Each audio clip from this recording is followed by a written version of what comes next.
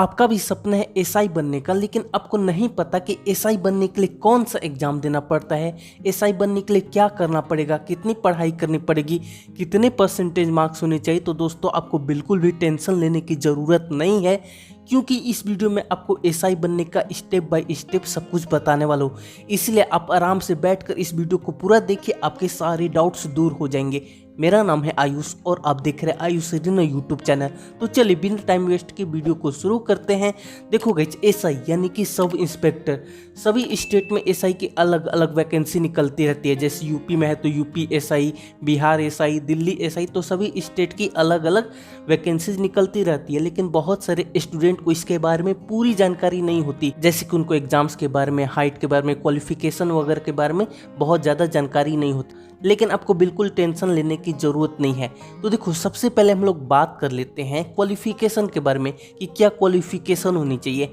तो देखो गाइस, अगर हम लोग क्वालिफिकेशन की बात कर ले तो अगर आपको एसआई बनना है तो आपको अपनी ग्रेजुएशन तक की पढ़ाई पूरी करनी पड़ेगी।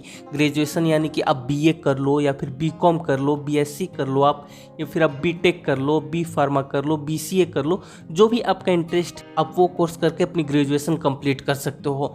और बहुत सारे स्टूडेंट के मन में एक सवाल आ रहा होगा कि क्लास 10th के बाद कौन सा सब्जेक्ट लेना चाहिए। तो देखो, क्लास 10th के बाद आप आर्ट्स भी ले सकते हो, कॉमर्स भी ले सकते हो और साइंस भी ले सकते हो। इसमें कोई वो पर्टिकुलर कोई सब्जेक्ट डिसाइडेड नहीं है, आप अपने इंटरेस्ट के अकॉर्डिंग जो भी आपका मन है वो ले सकते हो। तो सबसे पहले क्लास 12 पास किए, उसके बाद आप ग्रेजुएशन पास कर लिए। अब बारी आती है परसेंटेज की, कितने परसेंटेज मार्क्स होने चाहिए। तो अगर हम लोग परसेंटेज की बात करें तो वैसे स्टूडेंट को बिल्कुल भी निराश होने की ज़रूरत नहीं है जिनके परसेंटेज कम आ गए हैं, क्योंकि इसमें एक और बहुत अच्छी बात है कि इसमें मिनिमम परसेंटेज का कोई भी क्राइटेरिया नहीं है। कहने का मतलब है कि अगर आपके 40% है, 50% है, या फिर सिर्फ आप पास भी हो, तब भी दोस्तों आप एसआई बन सकते हो, आप एलिजिबल हो। देखो, सबसे इंपॉर्टेंट पता है क्या होता है? सबसे इंपॉर्टेंट होता है कि जो एसआई की वैकेंसी आती है उसमें आपको अच्छे परफॉर्मेंस करनी होगी। उसके बाद के जो स्टेप्स होते हैं, जिसके बारे में आपको अभी बताऊंगा, उसमें आपको अच्छा करना पड़ेगा, तब दोस्तों आपका एसआई बनने का सपना पूरा हो सकता है। तो अभी तक हमने क्या डिस्कस किया? अभी हमने जाना कि कौन से सब्जेक्ट से पढ़ाई करनी पड़ेगी, कितनी परसेंटेज मार्क्स होनी चाहिए, क्या क्वालिफिकेशन होनी चाहिए।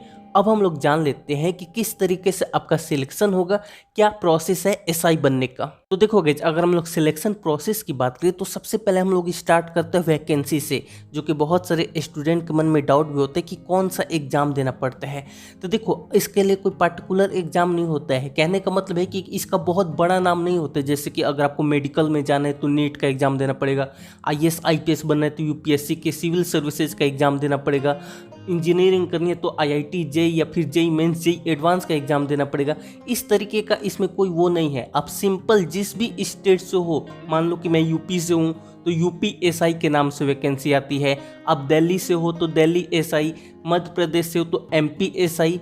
तो जो भी स्टेट के हो उसके नाम के आगे एसआई लग जाता है, वही उसकी वैकेंसी होती है। तो इसमें बहुत ज़्यादा रॉकेट साइंस नहीं है, तो अब आप समझ गए होंगे।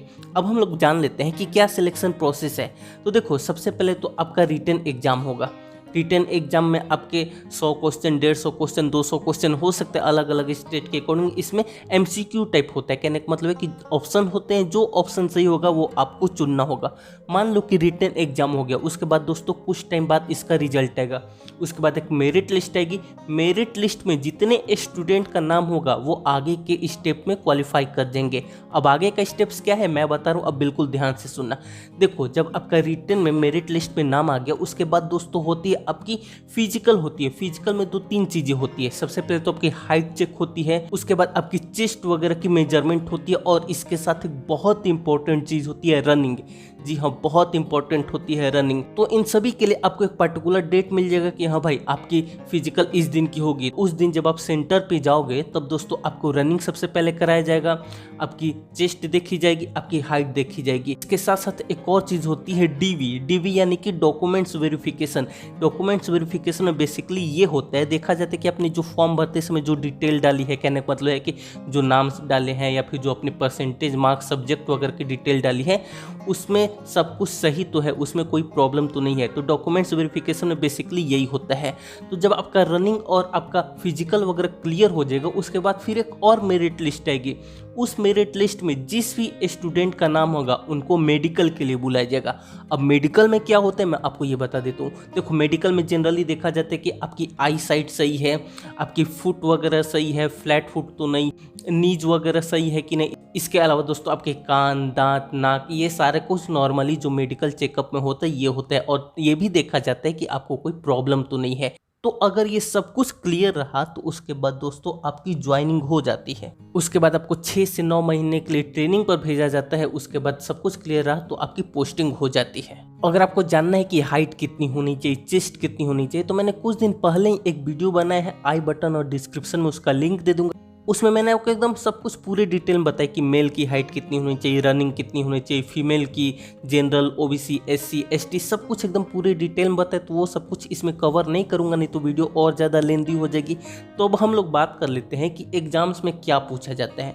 तो देखो गाइस, एग्जाम्स में बेसिकली 4 सेक्शन होते हैं। सबसे पहले तो आपके मैथ्स होता है, उसके अलावा दोस्तों आपका रीजनिंग होता है, इसके अलावा दोस्तों हिंदी होता है, इसके अलावा जीएस और करेंट अफेयर्स होते हैं। ये 4 सेक्शन बेसिकली होते हैं। और जो भी स्टूडेंट मैथ्स से पढ़ाई नहीं किया उनको ज़्यादा टेंशन लेने की जरूरत नहीं है। देखो गाइस, बेसिक मैथ्स तो हमने सबने पढ़ा है ना, क्लास 10th तक हमने सभी ने मैथ पढ़ा है।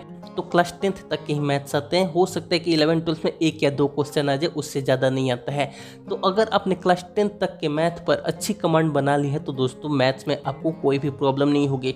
इसके अलावा जीके हो गया, जीएस हो गया, इसके अलावा रीजनिंग हो गई। मैं आपको डिस्क्रिप्शन बॉक्स में कुछ बहुत बेहतरीन बुक्स के लिंक दे दूंगा, जिससे आप घर बैठे खुद से तैयारी कर सकते हो और अपना सपना पूरा कर सकते हो। तो आप चाहे तो उस लिंक से खरीद भी सकते हैं, फिर एक बार जाकर आप देख सकते हैं कि कौन कौन सी बुक्स है। एक और चीज़ आपको कहना चाहूँगा कि आप किसी भी एग्जाम की तैयारी कर रहे हो तो दोस्तों उसका प्रीवियस ईयर पेपर देखना बहुत ज़्यादा ज़रूरी है। उससे आपको बहुत ज़्यादा आइडिया मिलता है कि भाई किस तरीके के प्रश्न आ रहे हैं, क्या लेवल हो रहा है, ईजी है कि टफ है, आपसे क्या चीज़ हो पा रही है, क्या चीज़ नहीं हो पा रही है। इसलिए दोस्तों प्रीवियस ईयर क्वेश्चन पेपर ज़रूर से लगाइए। अगर आपके पास क्वेश्चन पेपर है तो बहुत अच्छी बात है। अगर आपके पास नहीं है, आप चाहते हैं कि आपको क्वेश्चन पेपर मिल जाए, तो दोस्तों आप कमेंट बॉक्स में क्वेश्चन पेपर टाइप कीजिए। अगर बहुत सारे स्टूडेंट टाइप करेंगे तो मैं इसका कुछ ना कुछ सॉल्यूशन जरूर निकालूंगा और आपसे प्रॉमिस करता हूं कि आप सभी को फ्री में प्रीवियस ईयर क्वेश्चन पेपर मैं अवेलेबल कराऊंगा। इसलिए दोस्तों सबसे पहले आपको अपनी रिटन एग्जाम के लिए तैयारी करनी है और उतना ही मेहनत आपको अपनी फिजिकल यानी कि रनिंग वगैरह पे करना है, क्योंकि दोस्तों ये बहुत ज़्यादा इंपॉर्टेंट होता है। दोनों इक्वल होना चाहिए। अगर एक में भी कोई 19-20 हुआ तो दोस्तों आप डिस्क्वालीफाई हो जाओगे, क्योंकि रिटन एग्जाम देने के बाद आपको रनिंग भी क्वालिफाई करनी पड़ेगी। आगे का जो भी स्टेप्स है उसको आपको बहुत अच्छी तरीके से क्वालिफाई करना पड़ेगा, तभी आपका सपना पूरा होगा। तो आई होप दोस्तों अब आपको समझ में आ गया होगा कि एसआई बनने के लिए कौन सा एग्जाम देना पड़ता है, क्या प्रोसेस होता है। लेकिन फिर भी अगर आपके मन में कोई सवाल है, कोई डाउट है तो आप कमेंट करके जरूर बताइए। और अगर आपको प्रीवियस ईयर क्वेश्चन पेपर चाहिए तो कमेंट में क्वेश्चन पेपर भी जरूर लिखे। तो मुझे उम्मीद है कि आपको ये वीडियो पसंद आई होगी। अगर वीडियो पसंद है, वीडियो को लाइक करके चैनल जरूर से सब्सक्राइब कर दीजिए। आप सभी ने इस वीडियो को देखा, आपका बहुत बहुत धन्यवाद।